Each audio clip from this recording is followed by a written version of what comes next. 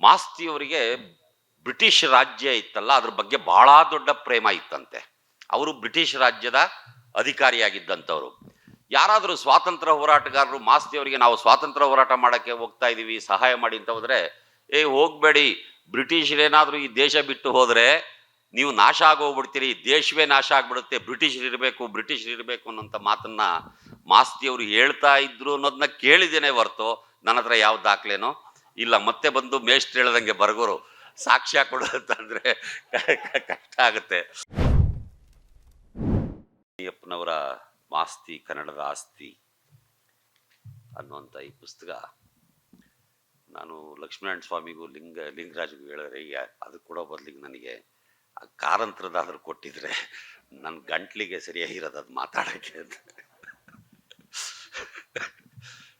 ಮಾಸ್ತಿಯವ್ರ ಬಗ್ಗೆ ಮಾತಾಡೋದಿದೆಯಲ್ಲ ಅದು ಭಾಳ ಕಷ್ಟ. ಯಾಕೆಂದರೆ ನಾನು ಮಾಸ್ತಿನ ಹೈಸ್ಕೂಲ್ನಲ್ಲಿದ್ದಾಗ PUC ಓದ್ಕೊಂಡಿದ್ದು, ಆಮೇಲೆ ಓದಿದ್ದೀನಿ ಇಲ್ಲ ಅಂತಲ್ಲ.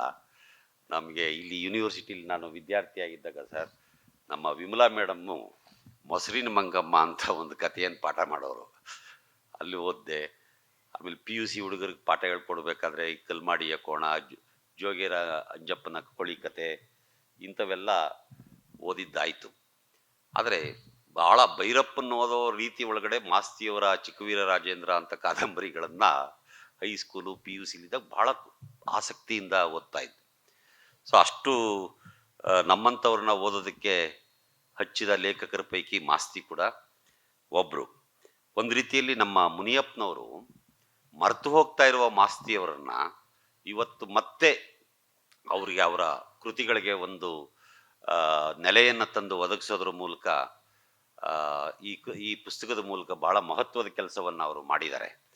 ಬಹಳ ಜನ ಲೇಖಕರು ಸಾರ್ವಕಾಲಿಕ ಮೌಲ್ಯಗಳನ್ನು ಇಟ್ಟುಕೊಂಡಿರುವಂಥ ಬರವಣಿಗೆಗಳನ್ನು ಮಾಡಿರೋಲ್ಲ.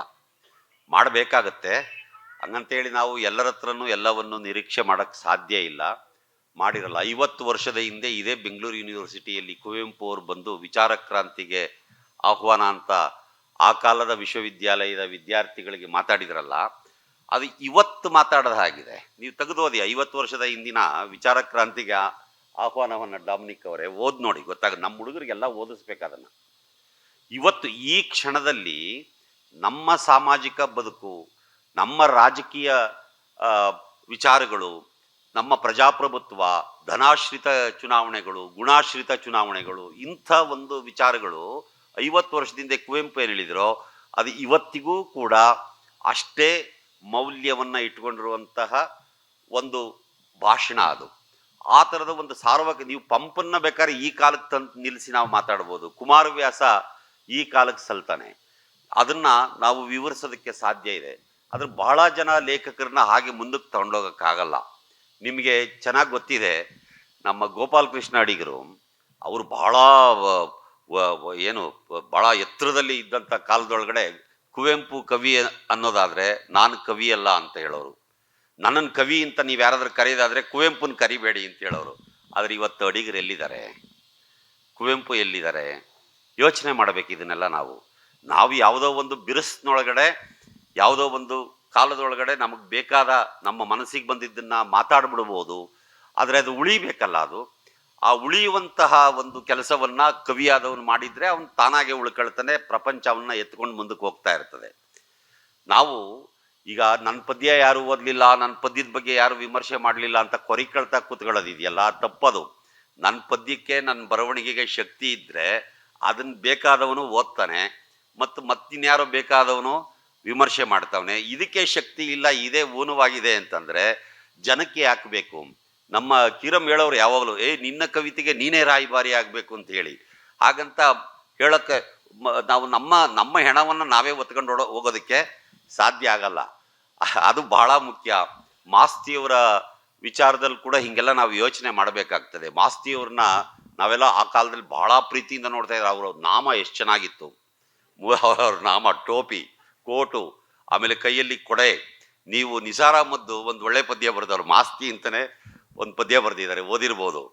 ಅವರು ಆ ಬಸವನಗುಡಿ ಕ್ಲಬ್ಬಲ್ಲಿ ಹೋಗಿ 28 ಆಡುವರು. 28 ಅನ್ನೋದು ಇಸ್ಪೀಟಿನ ಕೇಶವ ಒಂದು ಆಟ. ಅದು 28 ಅಂದರೆ ಇಸ್ಪೀಟ್ ಆಟ. ಮತ್ತು 28 ಆಡುವುದು ಅಂತಂದರೆ ಅದು ಇದು ಏನು ಲೋಕದ ಜನರ ನಾಲಿಗೆ ಒಳಗೆ ಏನೇನಿರುತ್ತೋ ಅಂಥದ್ನೆಲ್ಲ ಕೂತ್ಕೊಂಡು ಡಿಸ್ಪ್ಯೂಟ್ ಆಡಬೇಕಾದ್ರೆ ಆಡುವ ಮಾತುಗಳು. ಮಾಸ್ತಿಯವರನ್ನ ಅದಕ್ಕಿಂತ ಸೊಗಸಾಗಿ ವಿವರಿಸಿ ಹೇಳೋಕ್ಕೆ ಬಹುಶಃ ಬೇರೆ ಯಾರಿಗೂ ಸಾಧ್ಯ ಇಲ್ಲ. ನಿಸಾರ್ ಅಹ್ಮದ್ ಅವರಿಗೆ ಅದು ಸಾಧ್ಯ ಆಗಿತ್ತು ಅನ್ನುವಂಥದ್ದನ್ನು ನಾವು ಅರ್ಥ ಮಾಡ್ಕೋಬೇಕು. ಆದರೆ ಇವತ್ತು ಈ ಪುಸ್ತಕದ ಮೂಲಕ ಮುನಿಯಪ್ಪನವರು ಮಾಸ್ತಿಯವರಿಗೆ ಒಂದು ಗೌರವವನ್ನು ತಂದುಕೊಡುವಂಥ ಕೆಲಸವನ್ನ ಮಾಡಿರೋದು ನನಗೆ ಅವರನ್ನ ಅಭಿನಂದಿಸೋದಕ್ಕೆ ಇಷ್ಟಪಡ್ತೀನಿ. ಇವತ್ತು ಕಾಲವಲ್ಲದ ಕಾಲದಲ್ಲಿ ಮಾಸ್ತಿಯವರನ್ನು ಕುರಿತು ಬರೆಯೋದಿದೆಯಲ್ಲ, ನಾನು ದಂಡಪ್ಪನವ್ರಿಗೆ ಹೇಳ್ತಿದ್ರು, ಒಂದು 50 ವರ್ಷದ ಹಿಂದೆ ಏನಾದರೂ ಮುನಿಯಪ್ಪನವ್ರು ಈ ಪುಸ್ತಕ ಬರೆದ್ಬಿಟ್ಟಿದ್ರೆ ಬಹಳ ಅದ್ಭುತವಾಗಿರೋದು ಸರ್ ಅಂತ. ಆದರೆ ಈ ಕಾಲವಲ್ಲದ ಕಾಲದಲ್ಲಿ ಒಬ್ಬ ಲೇಖಕನನ್ನ ಮತ್ತೆ ತಗೊಂಡು ಬರೋದಿದೆಯಲ್ಲ ಬಹಳ ಕಷ್ಟ. ವಿಮರ್ಶೆ ಅಂದ್ರೆ ಕಷ್ಟ ರೀ. ಈಗ ನಮ್ಮಲ್ಲಿ ತುಂಬಾ ಜನ ವಿಮರ್ಶಕರಿದ್ದಾರೆ, ಗಮನಿಸಿ ಗೊತ್ತಾಗುತ್ತೆ ನಿಮಗೆ. ಏನಾಗುತ್ತೆ, ಬಹಳ ಕ್ರಿಯೇಟಿವ್ ರೈಟರ್ಸೇ ಆಗಿರ್ತಾರೆ ವಿಮರ್ಶಕರು. ಅವ್ರು ಬಹಳ ಒಳ್ಳೆ ಪದ್ಯ ಬರೀತಾರೆ, ನಾಟಕ ಬರೀತಾರೆ, ಕತೆ ಬರೀತಾರೆ, ಎಲ್ಲ ಬರೆದ ಜೊತೆಗೆ ವಿಮರ್ಶೆನೂ ಬರೆಯಕ್ಕೆ ಹೋದಾಗ ಅವರು ಎಂತ ಇಕ್ಕಟ್ಟಿಗೆ ಸಿಗಾಕೊಳ್ತಾರೆ ಅಂತಂದ್ರೆ ಹೇಳಕ್ಕಾಗಲ್ಲ. ಈ ಚಾಂದ್ ಪಾಷಾ ಒಂದು ಪದ್ಯ ತಗೊಂಬಂದು ನಾನು ಕೊಟ್ಬಿಟ್ಟು ವಿಮರ್ಶೆ ಮಾಡಿ ಸರ್ ಅಂದ್ರೆ ಅವ್ನು ಚೆನ್ನಾಗಿರ್ತದೆ, ಹೇಳ್ತೀನಿ ಚೆನ್ನಾಗಿದೆ ಕಣೆಯ ಅಂತ. ಆದ್ರೆ ಅದನ್ನೇನಾದ್ರು ಸೀಳಬೇಕು ಅಂತ ಹೋದ್ರೆ, ನಾಳೆ ಇನ್ನೊಬ್ರು ನೆನಪಾಗ್ತಾ ಇದ್ದಾರೆ, KG ನಾಗರಾಜಪ್ಪ ಅವರು. ಅವ್ರು ಯಾವುದೋ ಒಂದು ಪುಸ್ತಕ ಸಿಕ್ಕಿದ್ರೆ ಸಿಕ್ತು ನೋಡೋ ಎಕ್ ಬಿಡ್ತೀನಿ ಇನ್ನವರು, ಸಿಕ್ಕಿದಾನೆ ಕೈಗೆ ಎಕ್ ಬಿಡ್ತೀನಿ ಇನ್ನವರು. ಅದು ವಿಮರ್ಶೆಯ ಪಾರಿಭಾಷೆ ಅವ್ರದ್ದು. ಅಂದ್ರೆ ಹೆಂಗ್ ಮಾಡಬಹುದು ಅನ್ನುವಂಥದ್ದು ನಾವು ಹೇಳೋರು. ನನ್ನ ಕೈಲಿ ಒಂದು ಯಾರಾದ್ರೂ ಒಬ್ಬ ಹುಡುಗ ಒಂದು ಕವಿತೆ ತಂದ್ರೆ ನಾನು ಅದನ್ನ ಮೆಚ್ಕೊಳ್ತೀನಿ ಅಷ್ಟೇ ಹೊರ್ತು ವಿಮರ್ಶೆ ಮಾಡಕ್ ಹೋಗಲ್ಲ. ಅದ್ರೊಳಗೆ ಏನಾದ್ರು ಒಳ್ಳೆ ಅಂಶ ಇದ್ರೆ ಚೆನ್ನಾಗಿದೆ ಕಣೆ ಅಂತ ಹೇಳ್ತೀನಿ, ಇಲ್ಲಾಂದ್ರೆ ಬಿಡ ಆಮೇಲೆ ನೋಡೋಣ ಅಂತ ಹೇಳ್ತೀನಿ ಹೊರ್ತು ವಿಮರ್ಶೆ ಮಾಡಕ್ ಹೋಗಲ್ಲ. ವಿಮರ್ಶೆ ಮಾಡಿದ್ರೆ ಹಣೆ ಬರ ಏನಾಗುತ್ತೆ ಗೊತ್ತಾ ನಿಮಗೆ? ಅವನು ಒಳ್ಳೆ ಪದ್ಯ ಬರ್ದಿರ್ತಾನೆ, ಇವನು ಸರಿಯಾಗಿ ಬರ್ದಿಲ್ಲ, ಹಂಗೆ ಹಿಂಗೆ ಅಂತ ಹೇಳಿ ಅವ್ನು ವಿಮರ್ಶೆ ಮಾಡಿದ್ರೆ ನೆಕ್ಸ್ಟ್ ನೀವು ನನ್ನನ್ನು ಕೇಳ್ತೀರಿ, ನಿನಗೆ ತಾಕತ್ತಿದ್ರೆ ಅವನಿಗಿಂತ ಚೆನ್ನಾಗಿರೋ ಪದ್ಯ ಬರ್ದು ತೋರ್ಸಯ್ಯ. ನನಗೆ ಅವನಿಗಿಂತ ಚೆನ್ನಾಗಿ ಪದ್ಯ ಬರೆಯಕ್ಕಾಗ್ದಲೇ ಇರೋನು ಅವನ ಪದ್ಯ ಸರಿ ಇಲ್ಲ ಅಂತ ನಾನು ವಿಮರ್ಶೆ ಮಾಡ್ತಾ ಇದ್ರೆ ಅದು ಸರಿ ಹೋಗಲ್ಲ. ಮತ್ತು ವಿಮರ್ಶಕನ ಟೆನ್ಷನ್ ಹೇಗಿರುತ್ತೆ ಅಂತಂದ್ರೆ, ಈ ತರ ವಿಮರ್ಶೆ ಮಾಡೋದ್ರ ಮೂಲಕವೇ ಅವನು ಬರೆಯಬಹುದಾದನ್ನ ಮರ್ತು ಬಿಡ್ತಾನೆ, ಬರೆಯಕ್ಕಾಗಲ್ಲ. ಈ ನಮ್ಮ ಪತ್ರಿಕಾ ರಂಗದೊಳಗಿರುವಂತ ಅನೇಕ ಜನ ವರದಿಗಾರರ ಸ್ನೇಹಿತರಿದಾರಲ್ಲ, ತುಂಬಾ ಕ್ರಿಯೇಟಿವ್ ರೈಟರ್ಸ್ ಇದ್ದವರು ಪತ್ರಿಕೆಗಳಿಗೆ ಸೇರ್ಕೊಂಡ್ಮೇಲೆ ಬರೀ ವರದಿಗಾರರಾಗ್ಬಿಡ್ತಾರೆ. ಅವರು ಆಮೇಲೆ ಕಥೆ ಬರೆಯೋದು, ಕಾವ್ಯ ಬರೆಯೋದು ಇಂಥದಕ್ಕೆಲ್ಲ ಹೋಗಲ್ಲ. ಅದನ್ನ ಬಿಟ್ಟಿರೋದನ್ನು ನಾವು ಎಷ್ಟೋ ಜನ ಇರೋದನ್ನು ಕೂಡ ನಾವು ನೋಡಿದೀವಿ. ವಿಮರ್ಶಕರಿಗಿರಬಹುದಾದಂಥ ಸವಾಲುಗಳು, ಸಂಕಷ್ಟಗಳು ಈ ತರ ಇರ್ತವೇನೋ ಅಂತ ನನಗೆ ಅನಿಸಿದೆ. ನೋಡಿ, ಈ ಕೃತಿ ಒಳಗಡೆ ಇದೊಂದು ಸಣ್ಣ ಕೃತಿ ಮುನಿಯಪ್ಪನವ್ರ ಇದೊಂದು ಹೆಚ್ಚು ಕಡಿಮೆ ಒಂದು 195-100 ಪುಟಗಳ ಸಣ್ಣ ಪುಸ್ತಕವೇ. ಈ ಪುಸ್ತಕದಲ್ಲಿ ಸಮಗ್ರವಾಗಿ ಮಾಸ್ತಿಯ ಬರಹಗಳನ್ನ ಅವರು ಚಿತ್ರಿಸಿ ತೋರಿಸ್ಕೊಡ್ತಾರೆ. ಎಲ್ಲಾ ಕಥೆಗಳ ಬಗ್ಗೆ 100 ಕಥೆಗಳನ್ನ ಮಾಸ್ತಿ ಬರೆದಿದ್ದಾರೆ. ಆ ಕಥೆಗಳ ಸೆನ್ಸಿಬಿಲಿಟೀಸ್ ಏನು ಅನ್ನುವಂಥದ್ದನ್ನ ಮುನಿಯಪ್ಪ ಬಹಳ ಸ್ಪಷ್ಟವಾಗಿ ಇದ್ರೊಳಗೆ ಗುರುತಿಸ್ತಾ ಹೋಗ್ತಾರೆ. ಅಷ್ಟೇ ಅಲ್ಲ, ಅವರ ಕಾದಂಬರಿಗಳ ಬಗ್ಗೆ ಚಿಕ್ಕವೀರ ರಾಜೇಂದ್ರ ಇರ್ಬೋದು, ಚನ್ನಬಸವ ನಾಯಕ ಇರ್ಬೋದು, ಶೇಷಮ್ಮ ಇರ್ಬೋದು, ಈ ಕಾದಂಬರಿಗಳ ಬಗ್ಗೆ ಬಹಳ ಚೆನ್ನಾಗಿ ಚಿಕ್ಕವೀರ ರಾಜೇಂದ್ರ ಆ ಕಾದಂಬರಿಯನ್ನ ಬರೆಯೋದಕ್ಕೆ ಆ ಸೋರ್ಸ್ ಎಲ್ಲಿ ಸಿಕ್ತು ಅಂತ ಮಾಸ್ತಿಯವರು ಹೇಳ್ತಾರೆ. ಅದನ್ನ ಮುನಿಯಪ್ಪ ದಾಖಲಿಸ್ತಾರೆ. ಅಲ್ಲಿ BL ರೈಸ್ ಅವ್ರನ್ನ ನೆನೆಸ್ಕೊಳ್ತಾರೆ. ನನಗೆ ಬಹಳ ಆಶ್ಚರ್ಯ ಆಯ್ತು. ರೈಸ್ ಅವ್ರನ್ನ ಆ ಕೂರ್ಗ್ ಬಗೆಗೆ ರೈಸ್ ಅವರು ಬರೆದಿರುವಂತ ಪುಸ್ತಕಗಳ ಚರಿತ್ರೆಯ ಪುಸ್ತಕಗಳಿದಾವಲ್ಲ, ಇವೆಲ್ಲವೂ ನನಗೆ ಈ ಕಾದಂಬರಿಯನ್ನ ಬರೆಯೋದಕ್ಕೆ ಅನುಕೂಲ ಆಯ್ತು ಅಂತ ಹೇಳಿ ರೈಸ್ ಅವ್ರನ್ನ ನೆನಪು ಮಾಡ್ಕೊಳ್ತಾರೆ.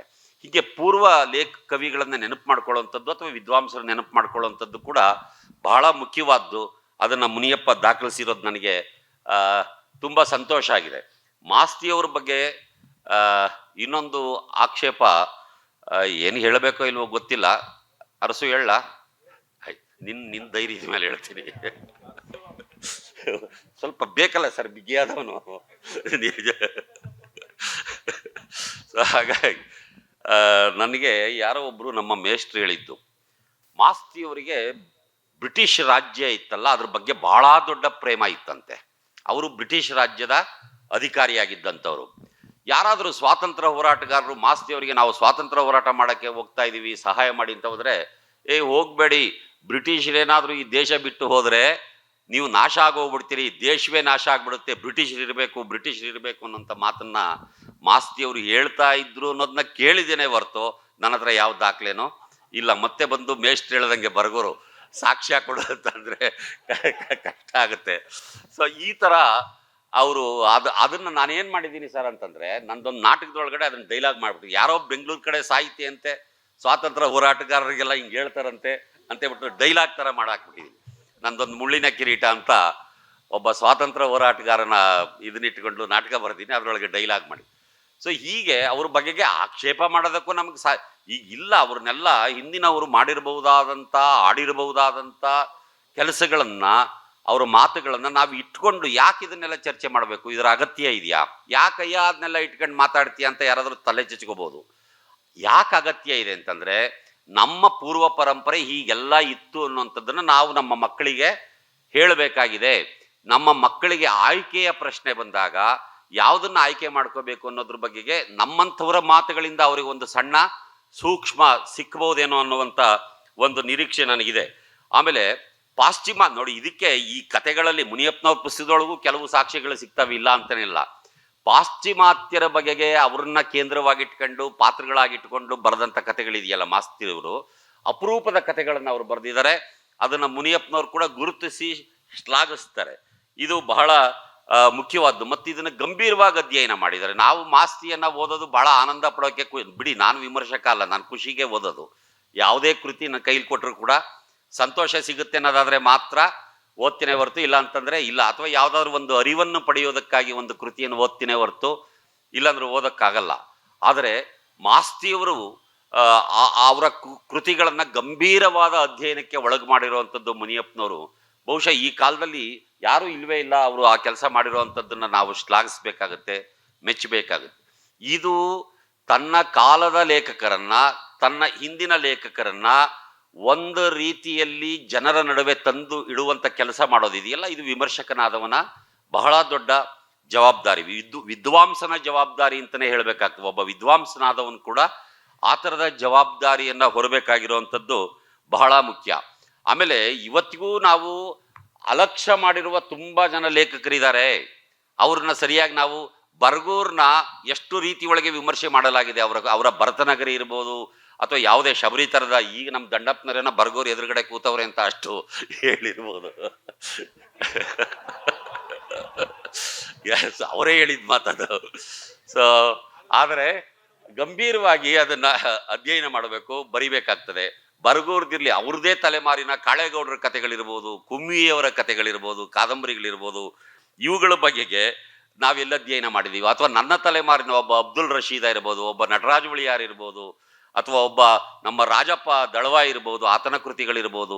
ಇಂಥವ್ರನ್ನೆಲ್ಲ ನಾವು ಒಂದು ಸೃಜನಶೀಲ ನೆಲೆಯಲ್ಲಿ ಕೆಲಸ ಮಾಡ್ತಿರುವಂಥ ನಮ್ಮ ಕಾಲದ ಲೇಖಕರು, ಅಥವಾ ನಮ್ಗಿಂತ ನಮ್ಮ ನೆಕ್ಸ್ಟ್ ಜನರೇಷನ್ ಇರುವಂಥ ಹೊಸ ಕಾಲದ ಲೇಖಕರು, ಇವ್ರನ್ನೆಲ್ಲ ಹುಡುಕಿ ಮಾತಾಡಬೇಕಾಗಿರೋದು, ಬರಿಬೇಕಾಗಿರುವಂಥದ್ದು ವಿದ್ವಾಂಸರಾದಂಥವರ ಕೆಲಸ. ಯಾಕೆಂದ್ರೆ ಕನ್ನಡ ಸಾಹಿತ್ಯ ಒಬ್ಬ ವ್ಯಕ್ತಿಯ ಒಂದು ಪ್ರತಿಭೆಯಿಂದ ಬಂದಿರೋದು ಅಂತ ಮಾತ್ರ ತಿಳಿಬೇಕಾಗಿಲ್ಲ. ಅದೊಂದು ಸಾವಿರಾರು ವರ್ಷಗಳ ಸಾಮೂಹಿಕ ಪ್ರಯತ್ನದಿಂದ ಪ್ರತಿಯೊಬ್ಬ ವ್ಯಕ್ತಿಯ ಮೂಲಕ ಮತ್ತೆ ಮತ್ತೆ ಮತ್ತೆ ಮತ್ತೆ ಬೇರೆ ಬೇರೆ ನೆಲೆಯಲ್ಲಿ ಚಲಿಸ್ತಾ ಇರ್ತದೆ. ಹಿಂಗೆ ಇಡೀ ಒಂದು 1000 ವರ್ಷದ ಕನ್ನಡ ಸಾಹಿತ್ಯವೇ ಒಂದು ಪುರುಷ ರೂಪದಲ್ಲಿಯೋ ಸ್ತ್ರೀ ರೂಪದಲ್ಲಿ ಇದೆಯೋ ಅಂತ ಅನ್ಕೊಂಡ್ರೆ, ಅದು ಮತ್ತೆ ಮತ್ತೆ ಬೇರೆ ಬೇರೆ ರೀತಿಯಲ್ಲಿ ಚಲಿಸೋದಕ್ಕೆ ಬೇಕಾದ ಕೆಲಸವನ್ನ, ಬೇಕಾದ ಪೂರಕ ಅಂಶಗಳನ್ನ ಈ ಕಾಲದ ಲೇಖಕರು ಮಾಡ್ತಾ ಇರ್ತಾರೆ. ಅವರನ್ನ ಮುಂಚೂಣಿಗೆ ತರಬೇಕಾಗಿರೋದು ಬಹಳ ಮುಖ್ಯ. ಯಾಕೆ ಅಂತಂದ್ರೆ, ಯಾವುದೇ ಕೃತಿಗಾಗ್ಲಿ ಲೇಖಕನಿಗಾಗ್ಲಿ ಪ್ರಚಾರ ಬೇಕು. ನಾವು ಸ್ವಲ್ಪ ಸಂಕೋಚ ಪಡ್ತೀವಿ ಪ್ರಚಾರ ಮಾಡ್ಕೊಳ್ಳೋಕೆ. ಅಯ್ಯೋ ನಂದನ್ನ ನಾನು ಎಲ್ಲಿ ಹೇಳ್ಕೊಳ್ಳೋದು, ಹಂಗೆ ಹಿಂಗೆ ಯಾರಾದ್ರೂ ಬೇರೆಯವ್ರು ಹೇಳಿ ಬಿಡು ಅಂತ. ಬೇರೆಯವರು ಹಂಗೆ ಯೋಚನೆ ಮಾಡಿ, ಇವಂದು ಯಾಕೆ ಹೇಳ್ಬೇಕು, ನಾವು ನಮ್ದೇ ಹೇಳ್ಕೊಂಡ್ರೆ ಸಾಕು ಅನ್ನೋಂಗೆ ಅವರು ಇರ್ತಾರೆ. ಆದರೆ ಒಂದು ಯೋಚನೆ ಮಾಡಿ, ನಾವು ನಮ್ಮ ಕಾಲದ ಲೇಖಕರನ್ನ ಮತ್ತೆ ಮತ್ತೆ ಜನರ ನಡುವೆ ತಗೊಂಡೋಗೋದ್ರ ಮೂಲಕ ಇವ್ರನ್ನ ಹೀರೋಗಳನ್ನಾಗಿ ಮಾಡಬೇಕಾಗಿದೆ. ನಮ್ಮ ಕಾಲದ ರಾಜಕೀಯ, ಧಾರ್ಮಿಕ, ಸಾಂಸ್ಕೃತಿಕ ಸಂದಿಗ್ಧತೆಗಳಿದಾವಲ್ಲ, ಈ ಸಂದಿಗ್ಧತೆಗಳಿಗೆ ನಾವು ಪರಿಹಾರವನ್ನ ಲೇಖಕರಲ್ಲಿ ಕಂಡ್ಕೋಬೇಕಾಗಿರೋದ್ರಿಂದ ಇವರು ನಮ್ಮ ನಿಜವಾದ ಹೀರೋಗಳು ಅನ್ನುವಂಥದ್ದನ್ನು ನಾವು ತಿಳಿದು ಆ ನೆಲೆ ಒಳಗಡೆ ಅವ್ರನ್ನ ತಗೊಂಡೋಗೋದಾದ್ರೆ ಬಹಳ ಅನುಕೂಲ ಆಗುತ್ತೆ. ಅದನ್ನ ಗಂಭೀರವಾಗಿ ನಾವು ಅಧ್ಯಯನ ಮಾಡಬೇಕಾಗ್ತದೆ. ಈಗ ಮಾಸ್ತಿಯವರೆಗೂ ಕುವೆಂಪು ಅವ್ರಿಗೂ ನಡೆದ ಜಗಳದ ಬಗ್ಗೆ ನಾನೇನು ಹೇಳ್ಬೇಕಾಗಿಲ್ಲ. ಶೂದ್ರ ತಪಸ್ವಿ ನಾಟಕದ ಬಗ್ಗೆ ಮಾಸ್ತಿಯವರು ಯಾವ ಅಭಿಪ್ರಾಯವನ್ನು ಕೊಡ್ತಾರೆ, ಅದಕ್ಕೆ ಒಂದು ಮಾರುನುಡಿಯನ್ನ ಕುವೆಂಪು ಅವರು ಯಾವ ರೀತಿಯಾಗಿ ಕೊಡ್ತಾರೆ ಅನ್ನುವಂಥದ್ದನ್ನ ನೀವು ಗಮನಿಸಿರ್ಬೋದು. ಅದನ್ನೇನು ವಿಶೇಷವಾಗಿ ಹೇಳಬೇಕಾದಂಥ ಇದೇನಿಲ್ಲ. ಆಮೇಲೆ ಇಲ್ಲಿ ನೋಡಿ, ಒಂದು ಕೊನೆಯೊಳಗಡೆ ಅಂತರಗಂಗೆ ಅಂತ ಒಂದು ಇದಿದೆ ಕೃತಿ. ಅದರ ಬಗ್ಗೆ ಕೂಡ ನಮ್ಮ ಮುನಿಯಪ್ಪನವ್ರು ಬಹಳ ಚೆನ್ನಾಗಿ, ತುಂಬಾ ಸುದೀರ್ಘವಾಗಿ, ಸ್ಪಷ್ಟವಾಗಿ ಹೇಳಿದ್ದಾರೆ. ಇದು ಅಂತರಗಂಗೆ ಅಂದ್ರೆ ಒಂದು ಕೋಲಾರದಲ್ಲಿರೋದು. ಮಾಸ್ತಿಯವರು ಕೋಲಾರ ಜಿಲ್ಲೆ. ಅಂತರಗಂಗೆ ಬೆಟ್ಟ ಗೊತ್ತಿರ್ಬೇಕು ನಿಮ್ಗೆ. ಅಂತರಗಂಗೆ ಅಂದ್ರೆ ನಮ್ಮ ಒಳಗೆ ಹರಿಬಹುದಾದಂತ ಒಂದು ಅರಿವು ಅಂತನೂ ಆಗುತ್ತೆ. ಆದ್ರೆ ಅಂತರಗಂಗೆ ಅಂದ್ರೆ ಒಂದು ಹಿಡನ್ ಅಜೆಂಡಾ ಇದ್ರೂ ಇರಬಹುದೇನೋ ಅಂತ. ಯಾವುದರ ಹಿಡನ್ ಅಜೆಂಡಾ ಅಂದ್ರೆ ಮುನಿಯಪ್ಪನವರೇ ಟೈಟ್ಲ್ ಕೊಡ್ತಾರೆ, ಭಾರತೀಯ ಸಂಸ್ಕೃತಿಯ ಪ್ರತೀಕ. ಭಾರತೀಯ ಸಂಸ್ಕೃತಿಯ ಪ್ರತೀಕ ಅಂತರಗಂಗೆ. ಇದನ್ನ ಹೇಗೆಲ್ಲ ನಾವು ಫೀಲ್ ಮಾಡೋದಕ್ಕೆ ಸಾಧ್ಯ ಇದೆ ಅನ್ನುವಂಥದ್ದು ನನಗೆ ಬಹಳ ಕುತೂಹಲ ಅಂತ ಹೇಳಿ ಅಂತನ್ನಿಸ್ತು. ಇದರೊಳಗಡೆ ವೇದಗಳು, ಉಪನಿಷತ್ತುಗಳು, ಇವೆಲ್ಲದರ ಬಗೆಗೆ, ಪುರಾಣಗಳು, ಇದೆಲ್ಲದರ ಬಗೆಗೆ ಮಾಸ್ತಿಯವರ ಚಿಂತನೆ ಹೇಗಿತ್ತು ಅನ್ನೋಂಥದ್ದನ್ನ ಬಹಳ ಚೆನ್ನಾಗಿ ಮುನಿಯಪ್ಪನವರು ಇಲ್ಲಿ ದಾಖಲಿಸ್ತಾ ಹೋಗ್ತಾರೆ. ಆಮೇಲೆ ಗಂಗೆಯ ಅರಿವಿದೆಯಲ್ಲ, ಲಕ್ಷ್ಮೀಪತಿ ಅದರ ಬಗ್ಗೆ ಬಹಳ ಚೆನ್ನಾಗಿ ಬರೆದಿರುವಂಥದ್ದನ್ನು ನೀವು ಗಮನಿಸಿರ್ಬೋದು. ಗಂಗೆ ಅನ್ನೋದು ಈ ನೆಲದ ಮೂಲ ದೇವತೆ. ನಾವೆಲ್ಲರೂ ಕೂಡ ಗಂಗೆಯ ಕುಲಕ್ಕೆ ಸೇರಿದವರು. ನಮ್ಮಲ್ಲಿ ಒಕ್ಕಲಿಗರಲ್ಲಿ ಒಂದು ಗಂಗಟ್ಗಾರರು ಅಂತ ಒಂದು ಭಾಗನೇ ಇದೆ ಅಲ್ವಾ ಗೌಡ್ರೆ? ಗಂಗಟ್ಗಾರರು ಅಂದ್ರೆ ಅವರು ತಲಕಾಡಿನ ಗಂಗರು. ನೋಡಿ, ತಲಕಾಡಿನ ಗಂಗರು ಕೂಡ ಅದೇ ಮೂಲದಿಂದ ಬಂದವರು ಅಂತ ಗೊತ್ತಾಗುತ್ತೆ ನಮ್ಗೆ. ನಾವು ಗಂಗೆಯ ಪೂಜಕರು. ನಮ್ಮ ಮನೆಯ ಮದುವೆಗಳಲ್ಲಿ ಮೊದಲು ಮಾಡೋದು ನಾವು ಗಂಗೆಯ ಪೂಜೆ. ಆದರೆ ಈ ವೈದಿಕರು ಹೊರಗಡೆಯಿಂದ ಬಂದವರು, ಅವರು ಅಗ್ನಿಯ ಪೂಜಕರು. ಅವ್ರು ಇವತ್ತು ನಮ್ಮ ಮನೆಗಳಿಗೆಲ್ಲ ತಗೊಂಬಂದು ಬೆಂಕಿ ಇಡ್ತಾ ಇದ್ದಾರೆ. ನಡುಮನೆ ಒಳಗೆ ಬೆಂಕಿ ಇಟ್ಬಿಟ್ಟು ಯಜ್ಞ ಮಾಡ್ತೀವಿ ಅಂತ. ಆ ಯಜ್ಞದ ಬಗ್ಗೆ ಪಂಪನೇ ಬೈತಾನಪ್ಪ. ನಾನು ಎಷ್ಟೋ ಕಡೆ ಮಾತಾಡಿದ್ದೀನಿ, ಮತ್ತೆ ನಿಮ್ಗೆಲ್ಲ ಮಾತಾಡಿ ಅದನ್ನ ಬೋರ್ ಹೊಡ್ಸಕ್ ಹೋಗಲ್ಲ. ಪಂಪ ಯಜ್ಞ ವಿರೋಧಿಯಾಗಿದ್ದ ಅನ್ನೋದಕ್ಕೆ ಅವನ ಕಾವ್ಯದಲ್ಲಿ ಸಾಕ್ಷಿ ಸಿಗುತ್ತೆ. ಮತ್ತು ಶಿವ ಯಜ್ಞ ವಿರೋಧಿಯಾಗಿದ್ದ, ಅದಕ್ಕಾಗಿಯೇ ಅವನು ವೀರಭದ್ರನ ಸೃಷ್ಟಿಸ್ತಾನೆ ಅಂತ. ಹಾಗಾಗಿ ಶಿವನಿಗೆ ಸಂಬಂಧಿಸಿದವಳಾದಂಥ ಈ ಜೀವದೇವಿಯಾದಂಥ ಗಂಗೆ ಕೂಡ ಯಜ್ಞ ವಿರೋಧಿ. ಆದರೆ ಈ ಪವಿತ್ರವಾದ ಗಂಗೆ ನೀರಿಲ್ದೇ ಇದ್ರೆ ನಮ್ಗೆ ಎಷ್ಟು ಕಷ್ಟ ಆಗುತ್ತೆ ಯೋಚನೆ ಮಾಡಿ. ಇವತ್ತು ಎಷ್ಟು ಬೆಂಗಳೂರಿನೊಳಗಡೆ ನೀರಿಲ್ದಲೇನೆ ಬಹಳ ದೊಡ್ಡ ತೊಂದರೆ. ಮಳೆ ಬೀಳ್ದನೆ ನಾವು ಈಗ ಕೊನೆಗೆ ಹಾರೈಸ್ಬೇಕಾಗ್ತದೆ, ಬೇಗ ಮಳೆ ಬೀಳಪ್ಪ, ಬೆಂಗಳೂರಿನ ಜನ ದನ ಕರಿ ನೀರು ಸಿಗ್ಲಿ ಅಂತ ಹೇಳಿ ಹಾರೈಸ್ಬೇಕಾಗ್ತದೆ. ಅಂಥ ಒಂದು ದ್ರವ ಆ ಗಂಗೆ.